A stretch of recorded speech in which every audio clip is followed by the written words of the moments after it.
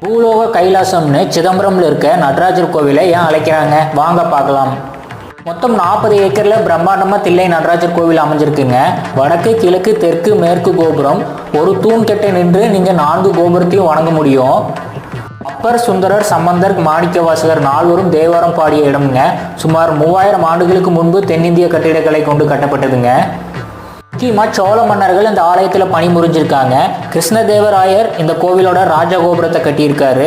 தஞ்சை நாயக்க மன்னர்கள் இந்த கோவிலோட பிரகாரம் மண்டபங்கள் அமைச்சு கொடுத்துருக்காங்க. இந்த கோவிலோட கல்வெட்டில் பல மன்னர்களோட பங்களிப்பை நீங்கள் தெரிஞ்சுக்க முடியுங்க. சிவாய நம என்ற 5 எழுத்து கனக சபை நேராக இல்லாமல் பக்கவாட்டில் இந்த கோவில் இருக்குங்க. இந்த கனக சபையை தாங்க 4 தூண்கள் இருக்குங்க. இந்த 4 தூண்களும் 4 வேதங்களை குறிக்குதுங்க.